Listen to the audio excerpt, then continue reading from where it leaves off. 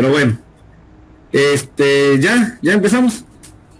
A ver, vamos a platicar el día de hoy. Vamos a trabajar con regresión lineal simple. Son los primeros acercamientos hacia la modelación. De hecho, los primeros modelos para describir fenómenos, para describir algún tipo de experimento, algún tipo de comportamiento en la naturaleza, ha sido precisamente la regresión, los modelos lineales. El contexto es más general, de hecho, es la modelación más recurrente y más recurrida, porque se presta mucho, es muy flexible, es muy maleable para poder ajustar modelos, para poder predecir escenarios y sobre todo para poder encontrar efectos significativos de varias variables interactuando sobre una. Entonces, de eso vamos a platicar hoy. Voy a buscar un ejercicio para que empecemos a platicar al respecto. Ok.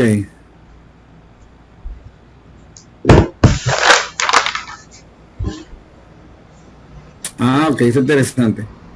A ver, que estoy viendo algunos. Aquí estoy viendo uno que está interesante. Bueno, ya que está de moda lo de la reforma eléctrica, vamos a ver un ejemplo de eso. A ver, aquí, ok, lo voy a centrar para que veamos este ejercicio. Ok.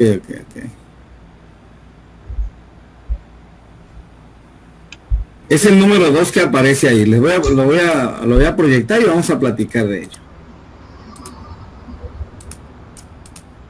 Bueno, entonces les decía que los modelos lineales son interesantes porque nos da una herramienta muy valiosa para poder predecir generalmente a corto y mediano plazo. Los modelos que se construyen en fenómenos muy sensibles no van más allá de escenarios cortos en términos de tiempo. Por ejemplo, yo recuerdo que cuando empezamos a modelar lo del COVID, el gobernador nos pedía urgentemente que les diéramos qué fecha se iba a alcanzar el máximo y en qué fecha ya iba a descender la primera hora de la pandemia. Pero bueno, era una cosa increíble, no es algo que sea tan fácil. Y además es un fenómeno que no conocemos todavía, apenas se está conociendo cómo se comporta este fenómeno, apenas. Pero precisamente siempre hay que considerar que los modelos en general, lineales o no lineales, tienen una garantía a corto plazo y quizás hasta mediano plazo. Pensar, por ejemplo, que con una regresión voy a hacer ahorita una proyección sobre el precio de los bitcoins, eso es una falacia. No vamos a poder a largo plazo decir que para el 2022, en el verano de 2022, cómo andarían los precios. No, eso es muy complicado. Sin embargo, sí podemos saber a una semana o a 2 semanas cómo van a ir las cosas. Claro, en un intervalo y en una región de confianza. Entonces de eso se trata este nuevo tema de hoy, que es el tema de los modelos de regresión. Tratan precisamente de encontrar una herramienta, una estrategia para poder predecir escenarios a corto y mediano plazo. Por ejemplo, cuántos infectados habrían en una enfermedad respiratoria. Por ejemplo, cuánto de producción a nivel de productos en una empresa o en una fábrica. Si queremos ver, por ejemplo, la densidad de algún tipo de tejido a lo largo del tiempo con ciertas condiciones, pues esta será la herramienta más valiosa, los modelos lineales.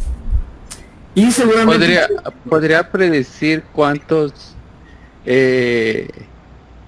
estudiantes podrán ser infectados una vez que se retomen las clases presenciales. Ese es un buen punto, ¿no? Y de hecho ya hay acercamientos a ese respecto.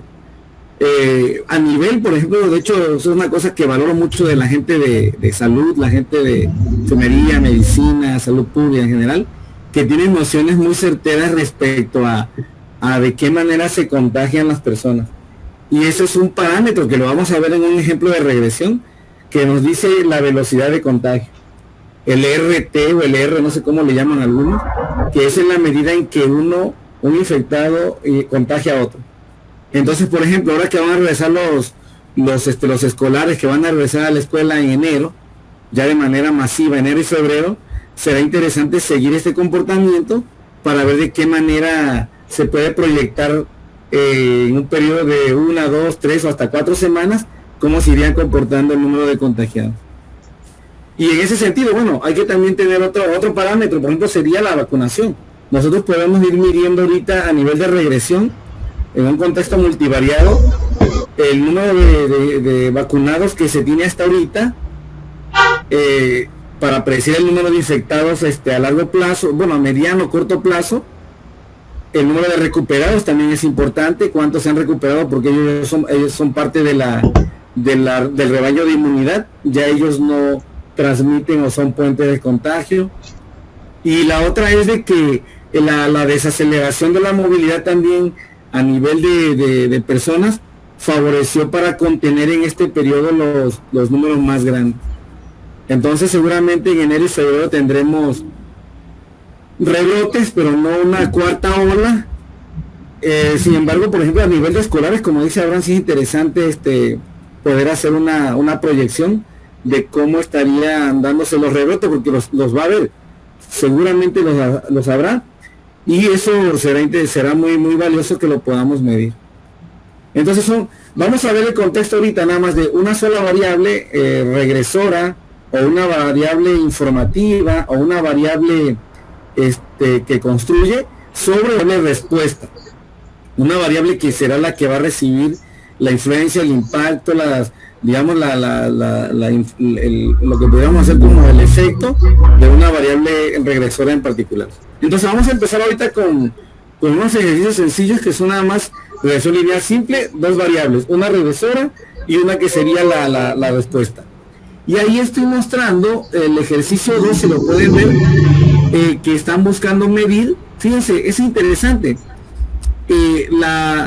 Una de las métricas muy estudiadas en distintas regiones es el ángulo de inclinación o la deflexión radial, que no es más que una componente o un derivado de la manera en cómo se recibe la luz solar.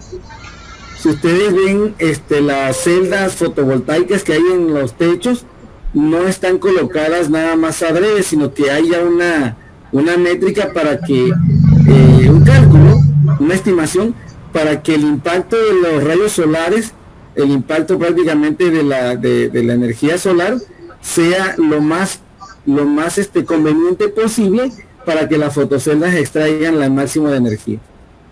De hecho, ahorita estamos dirigiendo una tesis con un chavito de biología, precisamente, con el doctor Barajas, que está haciendo algo interesante sobre pues prácticamente quiere llevarlo a un nivel de autoconsumo y autosuficiencia, por ejemplo, de una habitación, de una casa habitación, que con un cierto número de celdas pueda de alguna manera sostenerse. Y están midiendo variables interesantes, entre ellas el ángulo de inclinación de las fotoceldas, de estas placas. Entonces aquí estamos observando ese ejercicio. Estos estudiantes, estos investigadores en ese instituto están midiendo lo que sería el impacto en minirradianes, son medidas de ángulos, sobre lo que podría llamarse el flujo total de calor, que finalmente es lo que va a convertir la energía solar a energía eléctrica. Vamos a ver los datos y platicamos al respecto. Solo es un par de variables ahorita, así que será relativamente sencillo el ejercicio. A ver, lo voy a abrir, es el RLS2. Exacto. Y de hecho, una cosa interesante de este chico que está haciendo ese trabajo en biología es que está agregando, muchachos, el componente de la biodiversidad, no sé cómo se le llamaría. O sea, está probando plantas que también favorecen a la humedad, favorecen a la cuestión térmica de la casa habitación, y de alguna manera no interviene en la captación de energía solar, al contrario, le da todavía un soporte interesante a las celdas, porque la humedad y la contención también de agua permite que estos aparatos o que esta estructura se mantenga en relativa estabilidad a nivel de calor o a nivel de expansión o a nivel de temperatura, pues. Entonces muy interesante este ejercicio. Ya va por su tercer o cuarto semestre. De hecho lo iba a hacer ahí en biología, pero me estaban platicando, Miguel, ahí tus compañeros que pues se cerró todo prácticamente y los chavos tuvieron que salir a sus casas a ver cómo acomodaban sus experimentos. Sí, eso me estaba diciendo Barajas. Entonces este muchacho se llevó todos sus equipos a su casa y ahí conectó todo, está conectando los microondas, la televisión, los focos, y está empezando a medir qué tanto de energía solar capta y de qué manera está pues reduciendo el consumo de energía eléctrica que viene de afuera. Y lo que es muy interesante es este juego de plantas y de incluso una especie de enmallado a nivel de plantas, que no es lo mismo que estén a cierta distancia o ciertas variedades de plantas o tipos de plantas. Una cosa muy padre, porque combina tecnología, combina energía solar, combina biología y muy valioso. Seguramente nos va a tocar, muchachos, nos va a tocar en algún momento jugar con eso. Por ejemplo, yo estoy viendo ahorita en el norte y del Bajío, el Bajío y el norte del país, que se fomenta mucho el uso de estos calentadores solares para el agua. Como allá se necesita mucha agua agua caliente por el frío, están utilizando eso y juegan mucho también con unos especie de radiadores que ponen en la azotea, y a través de unos metales y unos minerales o sustratos ahí contienen el calor o la energía para la noche, para la mañana, sobre todo, que es cuando más se enfrían las zonas del centro y norte del país. Nosotros creo que sería al revés, captar, eso le preguntaba al chavo, que si qué tan posible sería captar esa energía solar y que moviera nuestros compresores para que tuviéramos energía eléctrica y aire acondicionado con pura energía solar. Y bueno, los más eficientes son los inverters, pero aún así consumen más energía, que todavía teóricamente se puede hacer, pero implementarlo a nivel tecnológico aún todavía falta tiempo. Muy bien, si no hay algún comentario ahí para abonar, voy a proyectar ya el ejercicio. Muy bien, entonces, bueno, eso en el contexto pues de que está de moda ahorita la reforma eléctrica. Bueno, voy a proyectar eso. Y ojalá no nos pase lo de España o lo de Portugal, bueno, los países menos ricos de Europa que están sufriendo ahorita eso. Ok, entonces vamos a proyectar esto. Muy bien, fíjense, tenemos estas medidas, muchachos, tenemos estas dos medidas. Si ustedes observan, calor es nuestra variable de interés, es nuestra variable de respuesta. Esa es la que vamos a medir, la que vamos a tratar de controlar, que esté acotada, que cumpla con la normalidad, que no encontremos ahí un outlier o un valor extremo porque nos va a botar la regresión, que tratemos de tener más o menos en un rango estable, aunque crezcan, no importa que crezcan, pero que mantenga ese orden de normalidad. Y por otro lado tenemos esto que se llama posición focal, creo yo. Esa tiene que ver con el ángulo, muchachos, el ángulo con que se va disponiendo la celda solar. Aquí, por ejemplo, en la división, yo estoy aquí en CITAD, aquí en la UJAT, y pusieron unas lámparas LED con celdas fotovoltaicas muy bien diseñadas y muy alineadas. Lo interesante es que captan la mayor parte de la energía solar, los lumen, no sé cómo le llaman a estas medidas de intensidad, la captan, y eso le permite que esté iluminado todo el área de estacionamiento en la noche. Entonces, aunque no haya luz, esa parte está iluminada, y eso se me hace interesante. Ahora, el máximo rendimiento, muchachos, es lo que están probando estos muchachos aquí de Virginia Tech, creo que son. de Georgia, creo que son de Georgia. Ellos están probando, sí, del Tech, de Georgia Tech. Ellos están probando, muchachos, aquí. Fíjense, están buscando este ángulo óptimo, están radianes. Acuérdense de su calculadora cuando cambiaron a grados y radianes. Están buscando las posiciones óptimas para captar la mayoría o la mayor parte de la luz solar, y de esa manera que el calor que fluye entre esas celdas fotovoltaicas se convierta en energía eléctrica. Entonces, aquí seguramente es una celda o unas placas que tienen movilidad, y de hecho eso es lo ideal, que se tenga, por ejemplo, que vaya como el girasol, ¿no? Que vaya siguiendo la luz del sol, Todavía no tenemos eso, y también eso hace que se desperdicie un poco la infraestructura que tenemos, al menos en esta región, porque todavía no llegamos a ese nivel de poder automatizar, digamos, una región amplia o el mismo techo y se vaya moviendo, o las celdas vayan rotando, que también eso es energía, eso también gastaría algo de energía, pero hay que buscar la manera, y de tal modo que pueda aprovecharse la mayor parte de energía solar en el día. No nada más el rato en el que el sol pasa, como aquí que estábamos midiendo con unos físicos y me estaban diciendo que toman como de media mañana a media tarde, y más o menos centrándose a mediodía y 1 a 2 de la tarde para captar la mayor parte.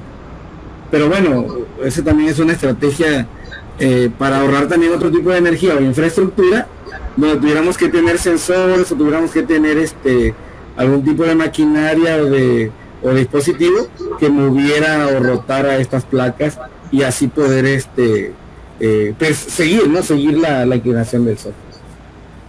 Pero bueno, yo pienso que sí, algún día esto será barato, como en algún momento fue la LED o las mismas pantallas de plasma. ¿Se acuerdan, muchachos, cuando cambiamos nuestras televisiones a pantallas de plasma y luego a LED? Y ahora pues no sé qué sigue, pero alguien hablaba incluso hasta de algas, así como a nivel luminoso también. En fin, habrá que ver qué sigue adelante. Bien, entonces aquí tenemos, muchachos, dos variables que son de interés. Entonces, esta que tiene que ver con la posición focal, muchachos, no se preocupen por ella. Esa es la que va a aportar la regresora, la que va a ser la que agrega información, la que agrega impulso, la que agrega de alguna manera efecto. Esa nosotros la manejamos como constante, porque fíjense, muchachos, esa variable se puede controlar. De hecho, se la están controlando los muchachos. Estos muchachos de Georgia están midiendo eso, y seguramente a nivel así como de un transportador van inclinándolo. No sé si sea manual o mecánico o ya sistematizado, pero eso lo pueden controlar. Entonces eso no tiene caso perseguirlo como una variable aleatoria. La que nos interesa es lo que se resulta, la que tiene que ver con calor. Entonces, como comentaba Susana, vamos a hacer primeramente un gráfico para ver cómo esa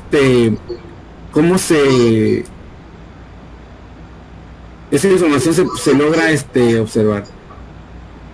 A ver, lo voy a hacer rápido, ahorita me cambio a la ventana de resultados. Déjenme nada más buscar dispersión. Ahora ya funciona mi mouse, ya me compré un mouse en la mañana. Posición del foco y tal, calor. Ahorita lo vuelvo a hacer, nada más quiero irme a la de resultados. Ya, estoy en el resultado. Me acordé de ustedes temprano y corrí a comprarme un mouse. Y ya funciona. El problema no era la computadora, el problema era el mouse. Bueno, también la computadora, pero más el mouse. Ok, miren. Wow, ¿ya vieron, muchachos? ¿Ya vieron eso? A ver, empiecen a especular, empiecen a idear cómo podría salir nuestra línea de tendencia. En este caso es una regresión sencilla, muchachos.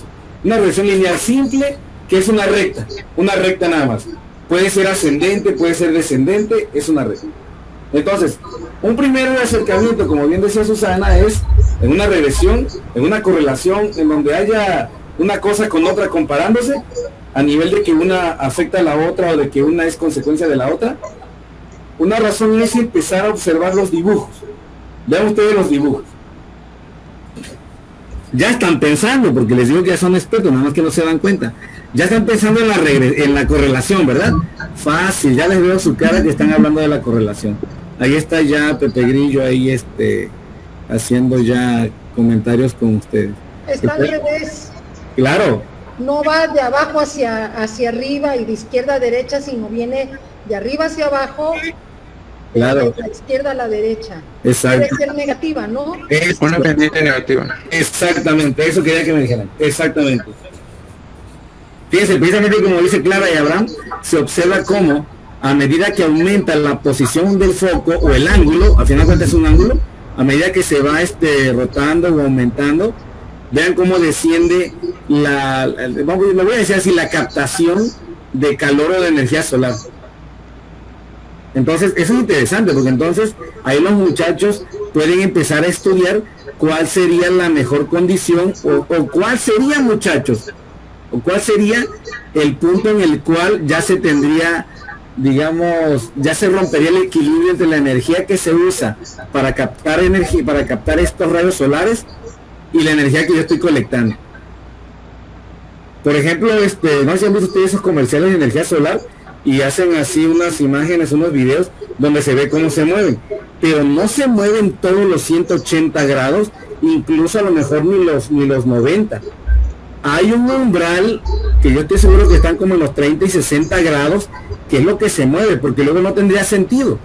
La poca luz que captaría, o el poco rayo solar que captaría con un ángulo muy grande, no sería rentable para poder, digamos, gastar energía en este mismo movimiento o en esa maquinaria que está tratando de inclinar los paneles, pues.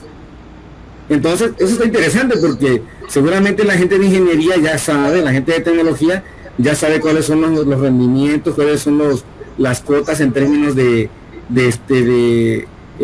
costos. Por ejemplo, yo le pongo un trabajo que está haciendo este muchacho que le estábamos diciendo, de biología, que tiene que hacer unas cuentas para decir que en términos de dinero, cómo están las cosas. Tiene que entregar como una tablita cuánto vale, o cuánto cuesta, o cuánto reduce. Ya medirlo en términos de pesos, pues. Porque precisamente eso le va a permitir saber en qué momento ya no es rentable invertirle esa tecnología si está consumiendo más el propio, digamos, desempeño de esa infraestructura, el propio uso, el manejo, pues. Bien, entonces ya aquí estamos apreciando una correlación negativa y muy clara, fíjense, muy clara en el sentido de la tendencia. Aunque los datos están relativamente amontonados de pronto así, no pierden la tendencia. Pero bueno, eso obviamente con una exploración de los datos. Vamos a verlo. ¿Qué sigue? La correlación. Acuérdense, vamos a ver la correlación. Correlación y bivariada. Son dos nada más, así que las dos las voy a poner hacia ella, nada más para ver qué está pasando. Y obviamente hay que pensar en unos descriptivos, nada más. Y no más que diga Pearson y que sea bilateral para que la fuerza de la prueba sea muy potente. Aceptar. Ahí está. Observen, muchachos. Observen. Tenemos aquí los estadísticos descriptivos, nada más con la finalidad de conocer por dónde andan. Y vean aquí la matriz de correlaciones. Son dos nada más. Wow, muy grande esa correlación. .849. Entonces es ideal que podamos hacer una modelación entre estas dos variables, porque sí se ven que están asociadas.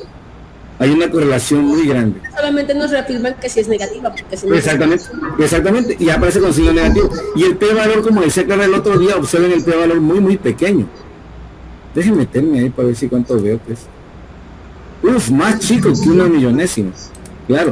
Entonces muy se asiente el nivel, la intensidad de esta correlación negativa. Perfecto, entonces muy bien. Entonces tenemos un gráfico que nos dio idea de por dónde iba la cosa. Tenemos ahora una correlación que nos da todavía más certeza de que sí va a jalar esto, y todavía nos falta analizar, y ahora nos falta analizar la normalidad. Acuérdense, muchachos, que la normalidad también es explorar, pero a mí nada más me interesa, voy a poner las dos, de todas maneras, aunque la otra no tiene sentido, porque esa, pongo las dos, le pido todos los descriptivos, le digo que quiero valores atípicos y percentiles, le digo gráficos, le digo que quiero un histograma, va a pedir los dos, total, la que me interesa es nada más mi respuesta, que es calor, que es la energía que está recibiendo, que está colectando. Pero vamos a poner los dos nada más para ver qué sale. Y nada más que sea gráficos y estadísticos. Perfecto. Opciones, listo. Opciones, no hay nada. Aceptar. Y ahí van a salir las cosas. Ahí está. Vean ustedes, ahí aparece nada más son 29 observaciones, todas bien están bien capturadas. Y luego tenemos acá, en esta parte de descriptivos, tenemos aquí sí ya las variables, bueno, los valores importantes, muchachos.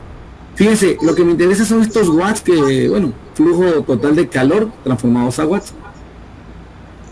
Y bien, tenemos una media de 249 y una mediana de 257. Pudieran estar más o menos cerca. Eso está bien. Máximo y mínimo 181, 278. No es tan descabellado. La parte de posición del foco en dirección norte, pulgadas, que es prácticamente la inclinación, es lo que están midiendo estos chicos aquí. Pero eso lo controlan, eso no es aleatorio, eso no tiene sentido para medir normalidad ni nada de eso. Prácticamente es una constante en el sentido que seguramente de acuerdo a ciertas características del aparato, de la infraestructura, de estas placas y alguna literatura, ellos saben cuánto pueden ir probando para ver en cuál es el mejor aprovechamiento. Y vamos allá, déjenme ver. Estos son voy despacito, perdón. Estos son los cuantiles. Ahí están los valores más grandes, más chicos. Lo que me interesa, acuérdense que es flujo de energía. El más grande es 287, el más chico 281. Y en posición del foco es 19 y 15 también. Pero vamos a ver la normalidad, muchachos. ¿Qué sale con la normalidad? Dios mío, acuérdense que la que nos interesa es la de flujo de calor. La de flujo de calor. Se rechaza la normalidad, Dios mío, se rechaza. ¿Por qué se rechaza? No nos interesa la de foco y nada de eso, porque eso no es aleatorio. Y de hecho con las dos, bueno, 29, sería una con Moró, fue 009, casi cerca de 01, pero aún así no. Por esto, miren muchachos, por eso. Tenemos ahí, pareciera que es la trimodal. O pudiera ser como sesgado, pero no, es que aquí hay una caída. Al menos deben haber como dos colecciones o dos muestras de datos ahí mezcladas. ¿Qué pudo fallarle a los chicos en eso? Quizás una variable que categorizara, muchachos, el día que estaban tomando esas lecturas. A lo mejor un día estuvo nublado, el otro estuvo soleado.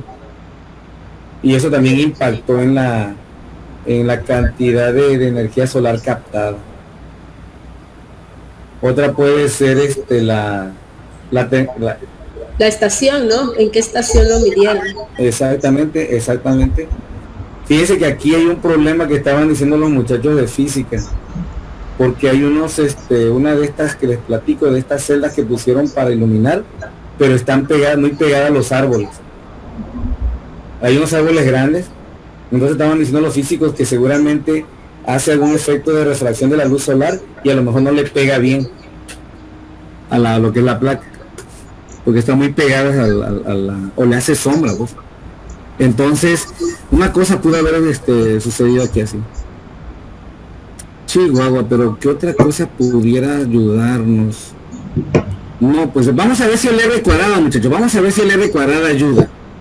Fíjense, si en el otro que hacíamos de la ANOVA, si en la ANOVA teníamos debilidad en la normalidad, pero a veces nos ayudaba la homogeneidad de varianza, aquí, muchachos, sería, a lo mejor estamos débiles en la parte de normalidad, pero si yo logro un R cuadrada, que es mi nivel de ajuste, lo logro arriba de 2/3, ya puedo decir algo, muchachos, de esto. No se pierde, pues, no se pierde.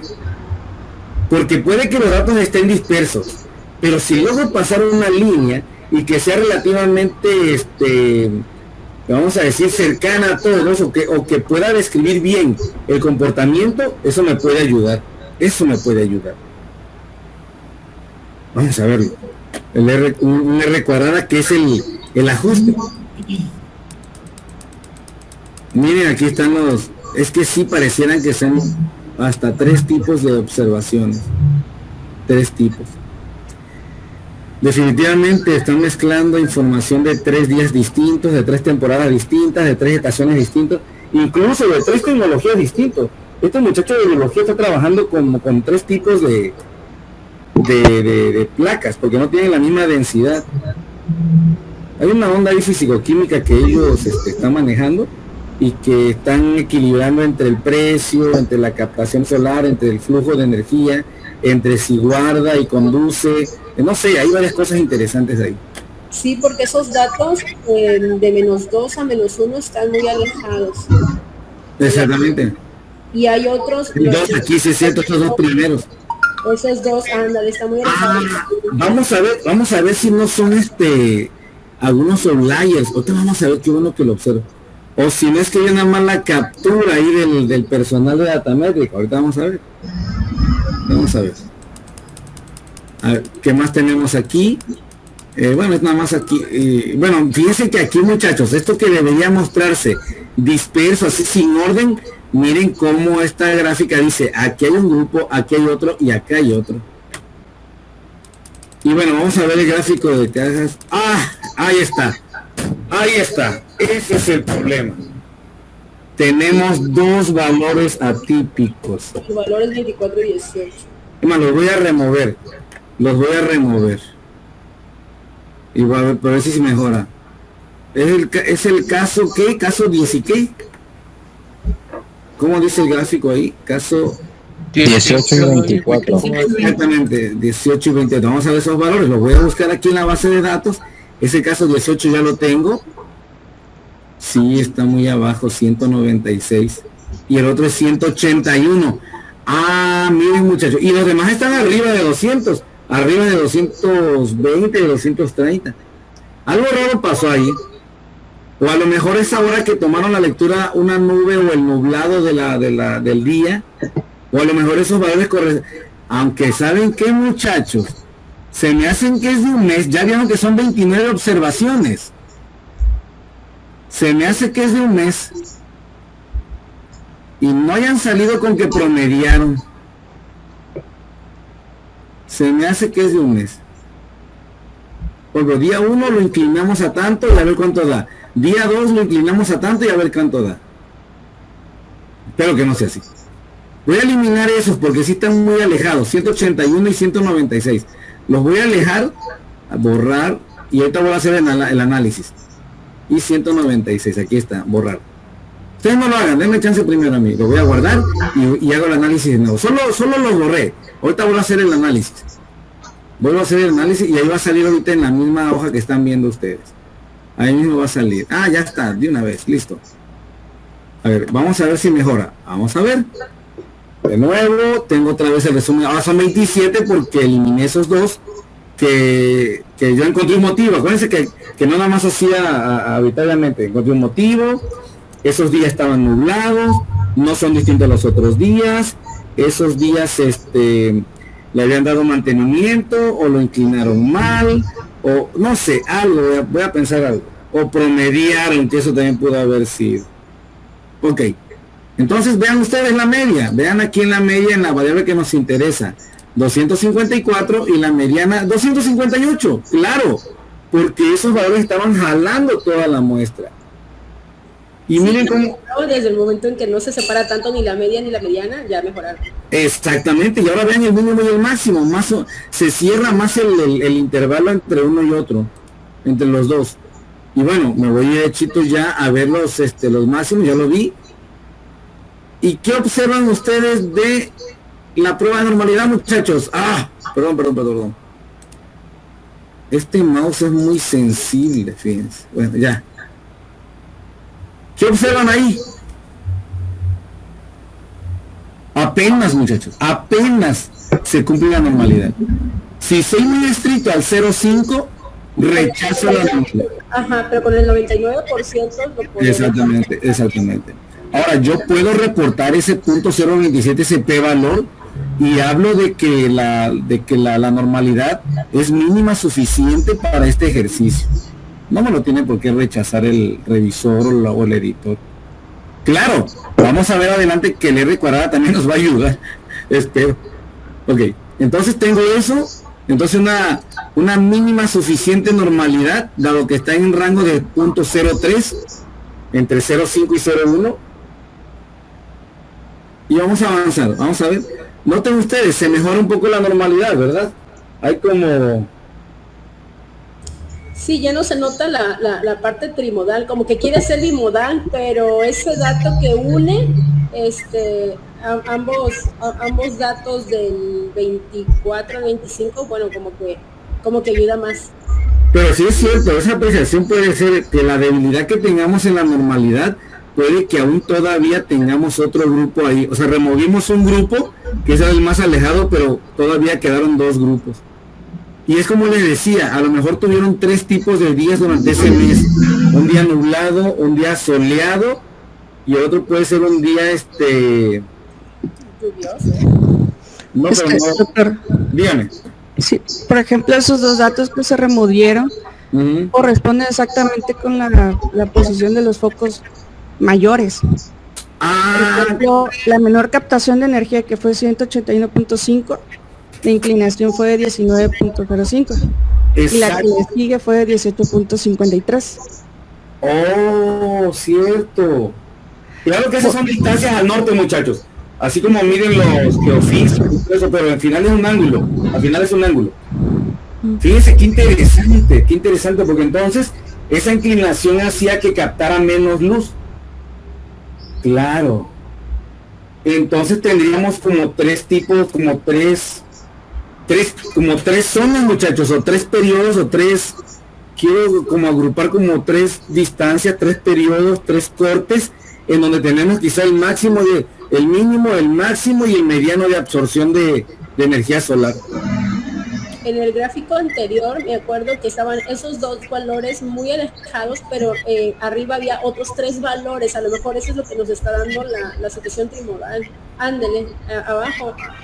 Ahí están esos dos, 24 y 18, claro. Sí, claro.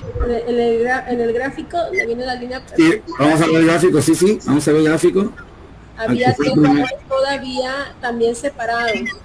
Ah, aquí están, claro, son estos de abajo que como dice Nadia, Pati, ¿quién está hablando? Pati. Pati, sí, Pati. Entonces vean ustedes ahí cómo tenemos entonces, claro, sí es cierto, miren, como 3 zonas, muchachos. Interesante, está interesante. O a lo mejor faltó tomar más datos. Es que eso es lo que habría que recomendarle a estos chicos, que tomen más observaciones, más repeticiones. Sí, porque se ve una separación muy grande, realmente. Exactamente. A los valores extremos. Entonces, esa separación tan grande, por lógica, la curva de la normalidad se va a ver de esa manera. Exactamente.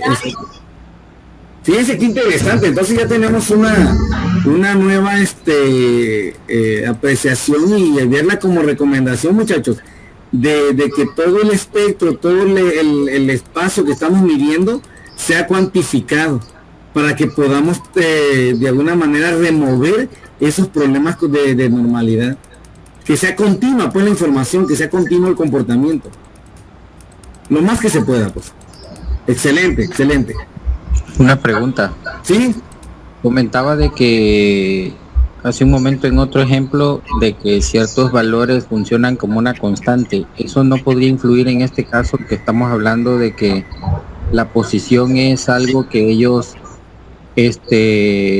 determinaron de alguna manera en las mediciones, que no haya una distribución adecuada en las posiciones, como lo veíamos en otros ejercicios que hacían en cada nivel determinado número de mediciones, y entonces puede haber esos valores extremos y no cumple con la normalidad. Exactamente, Elías, exactamente, Elías. Doctor, sí, agregando ahí a lo que nuestro compañero platica, pienso también que pudo haber sido que no se tomaron muestras, que las muestras no fueron en tiempos regulares. Exactamente. Porque se puede corregir esa anomalía tomando una muestra cada determinado periodo de tiempo, ¿sí? De hecho, lo que decía Abraham también el otro día, ¿no? Que se hace primero un estudio, se observa y se entiende para que veamos las distintas caídas, los distintos empates, traslatos, en función de una cinética o en función de una experiencia de en qué momento se cruzan.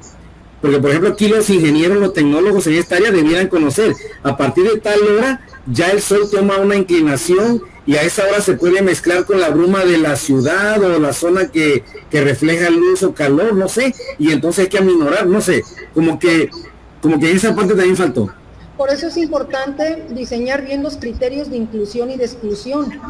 ¿Qué no voy a medir? ¿Qué tiene que quedar fuera? Si el día está nublado, si es otro horario. Entonces es muy importante establecer eso para no caer en estos problemas.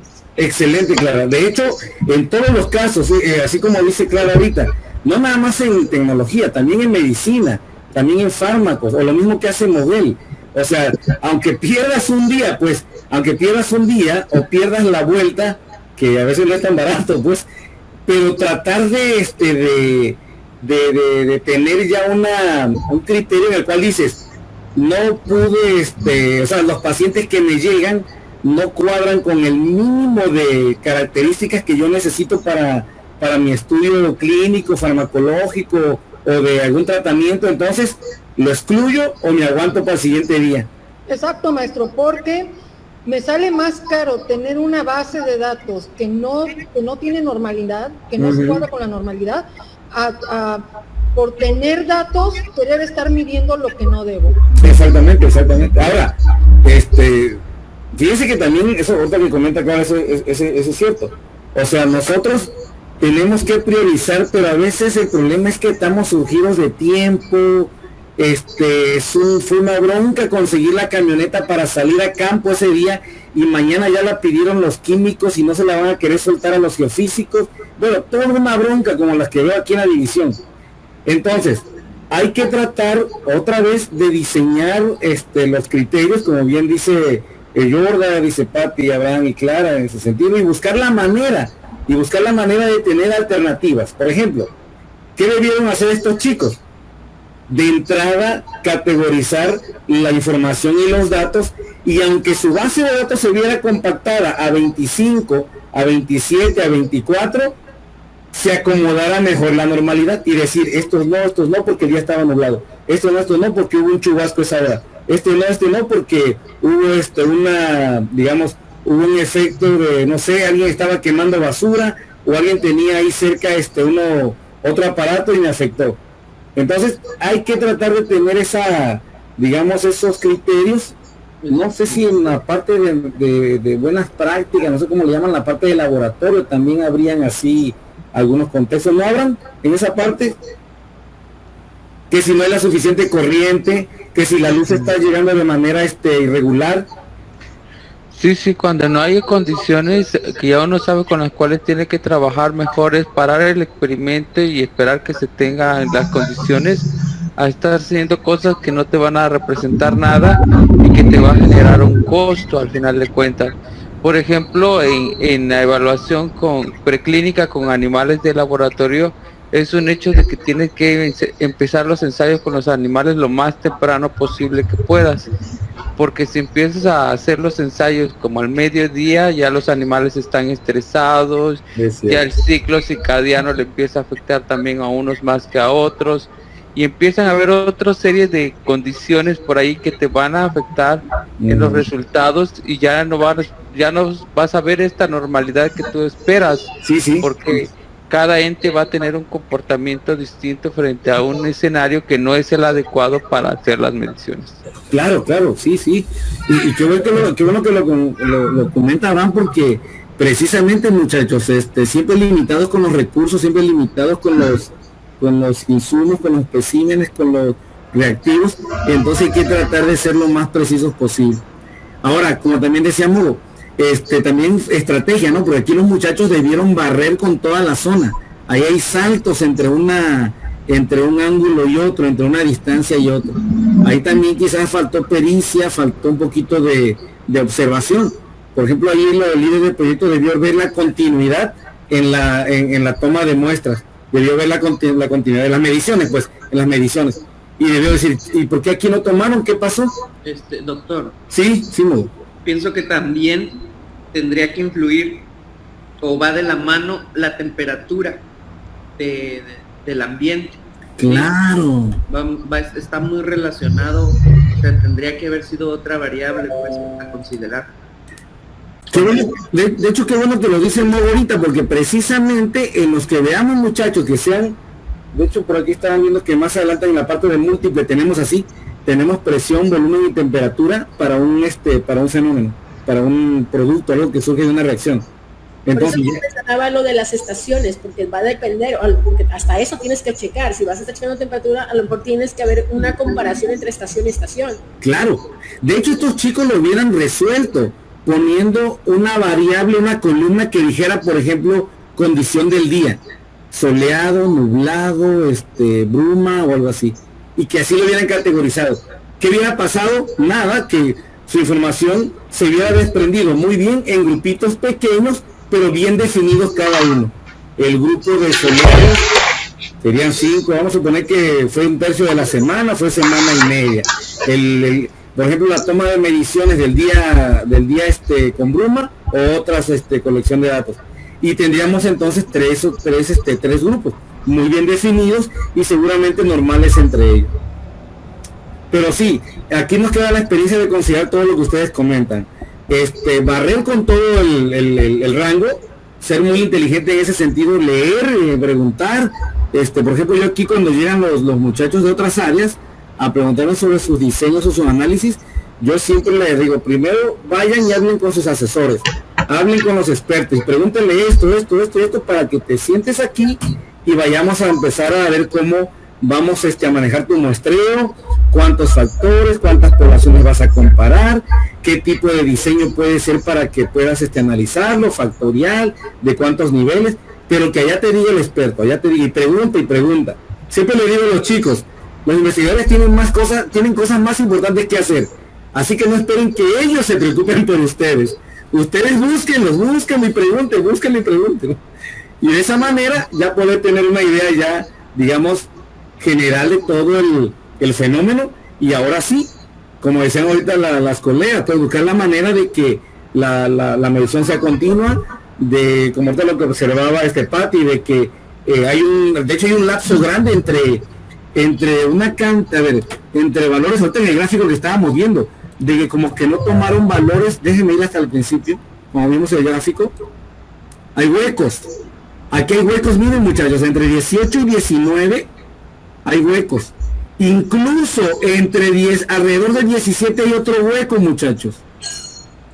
Ahí quiere decir entonces que algo pasó. Por eso es que se ve trimodal, porque en realidad los valores están muy separados, y es que en realidad si nada más lo vemos así, sí se ven 3 grupos, doctor. Es cierto. Sí. Que está la mayoría correlacionada, está ahí arriba. El que está en medio, entre 17 al 18, y los últimos 2 de los valores extremos que están en 18 a 19. Que seguramente es otro conjunto de datos para esa condición que decía ahorita Pati, que seguramente es las métricas que estaban asociadas a la última parte del día, cuando ya se extiende mucho el ángulo. No sé, también puede ser una cuestión de práctica o logística o técnica, muchachos. A lo mejor están usando algún mecanismo mecánico y tienen que recalibrarlo para poner la otra inclinación, y por eso hay un desfase esa hora. A lo mejor esa hora lo detienen y empiezan a buscar la manera de cómo volver a recuadrar los dispositivos, lo que pudiera ser el mecanismo. Y a lo mejor también en la última parte, pero ahí debieron resolverlos ellos con más medidas, con más toma de lecturas, pues de lecturas. Pero bueno, en general se extiende esta situación, muchachos. Entonces, como decía Clara, a conocer a priori el experimento, todas las condiciones, y establecer algún mecanismo ahí de cuándo tomarlo sí y cuándo no. Por nosotros hicimos un trabajo con una planta de Puebla, la que fabrica Oreo, a través, bueno, yo le trabajo, bueno, fuimos 3 colegas, uno que se dedica a la parte ingenieril, otro que se dedica a la parte de calidad, y nosotros hicimos la parte estadística. Y entonces, fíjense qué interesante, como no había tiempo para darle tanta instrucción a los operadores y trabajadores, pusimos, muchachos, como semáforos, así como en cartones, en las máquinas. Bueno, no, digo pusimos, pero eso lo puso otro cuate. De tal manera que los trabajadores, los técnicos, los ingenieros, solo tenían que ver un número y checar si caía entre ese valor y el otro valor, y entonces apretar un botón, o detener la producción, o recalibrar, o reajustar. Entonces, eso es interesante porque a veces no hay tiempo de instruir a la gente, y entonces no haces más que una parte, como una carta, como algo mnemotécnico, que lo pones ahí, y cuando veas esto, apretas esto, y cuando veas otro, lo otro. Entonces, eso se estila mucho cuando se da en maquinaria, en procesos, en laboratorio. Muy bien, entonces ya tenemos idea aquí de cómo resolver algunos problemas asociados precisamente a continuidad de toma de mediciones, asociado a identificar las distintas etapas del proceso del experimento. Y qué bueno, porque en general lo vamos a ver en todas las áreas, muchachos. Bien, vamos entonces a avanzar en el análisis. Nos quedamos hasta la parte que es puramente... Sí, me salté. La parte que tiene que ver con normalidad. Bueno, ahí dijimos que ya más o menos se corrige la normalidad, se corrige un poco, estamos todavía en el umbral de 0.027, pero la normalidad es mínima suficiente. Observamos la curva, sigue habiendo distorsiones en el sentido de que se observan 2 grupos. Vean, el grupo más pequeño de 220 a 240 y el resto. Ahí donde dijimos que falta continuidad en esa parte. Y ya se desprende de mejor manera. Híjole, también habla de 2 grupos. Miren, muchachos, que debería ser una cosa así dispersa, sin orden, me los agrupa en 2. Y bueno, pero ya mejora un poco la normalidad, muchachos. Vean ustedes que ya no hay valores extremos, que ya la caja, tiende a más o menos estabilizarse en una zona coherente. Parece que los bigotes a ambos lados ya son más parecidos. Avanzo. Y bueno, este es del otro, el de posición de foco, pero igual ese no nos interesa, ya que nada más es algo.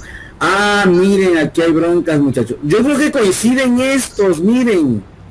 Es lo que decía Pati hace rato.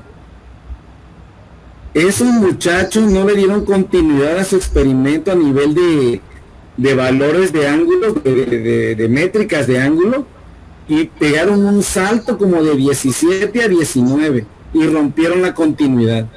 Y obviamente eso produjo los otros valores extremos en la variable respuesta, en la variable de energía captada, colectada. Claro.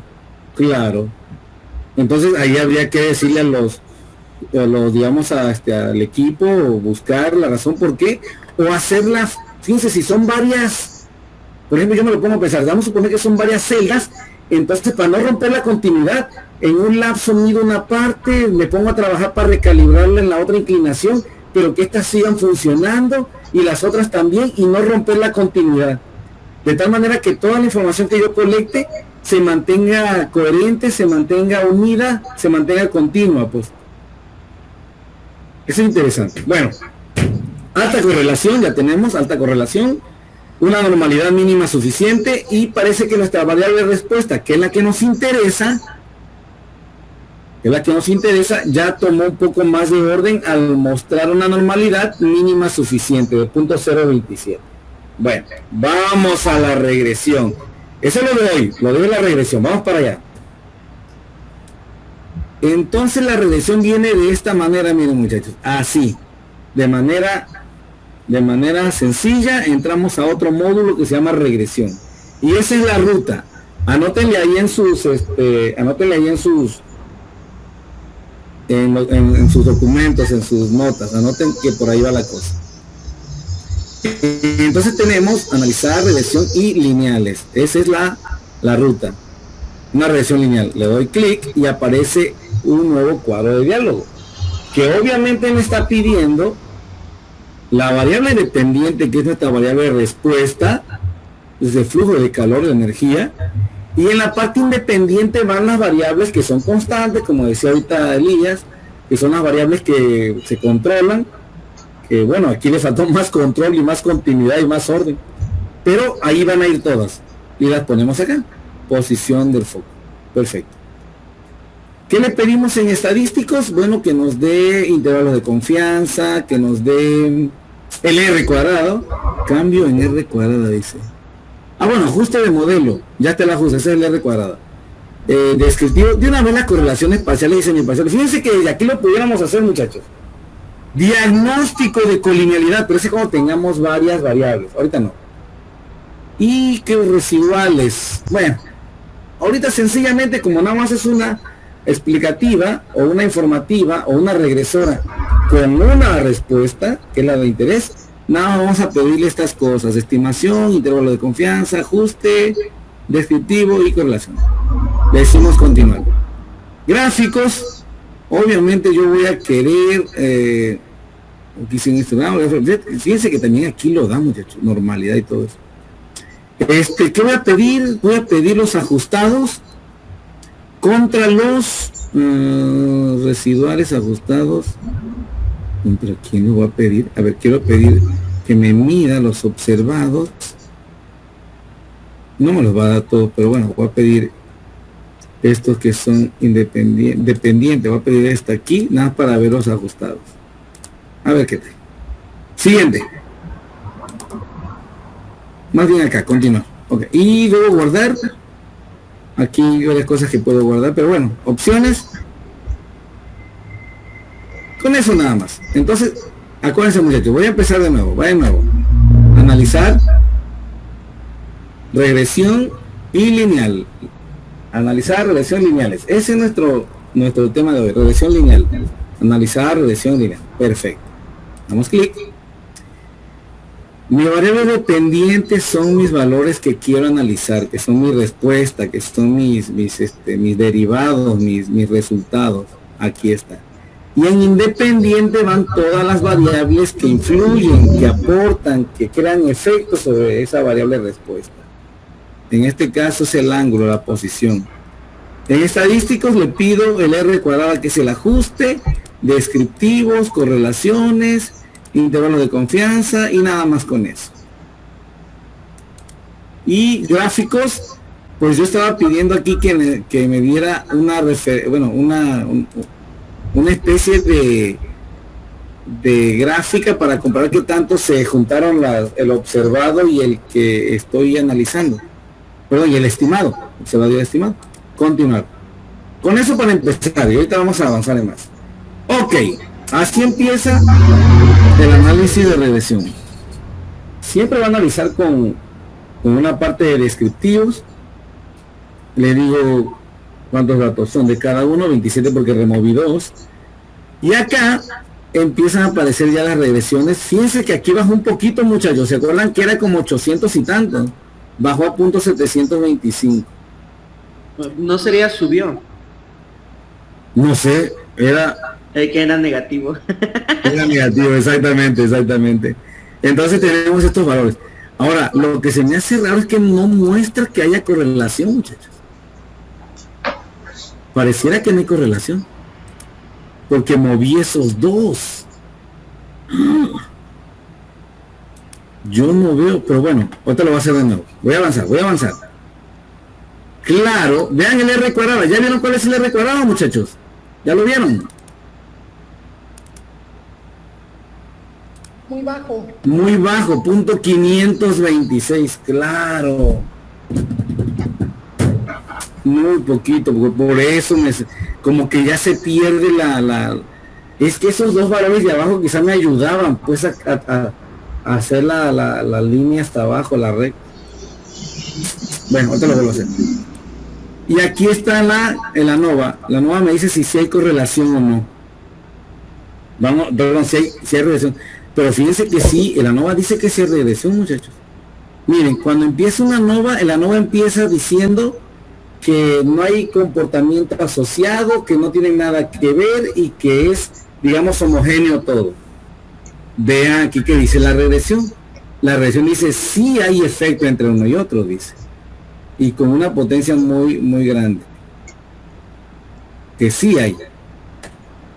Entonces ya tenemos una regresión, pero con una R cuadrada muy, muy baja. Nosotros tenemos que tener un R cuadrado al menos arriba de 2/3, debemos tener normalidad para poder construir el modelo. Y acá están los elementos. Voy a hacer así rápidamente la construcción. A ver, miren muchachos, quiero que observen. Aquí voy a meterme a escribir, a ver si lo ven.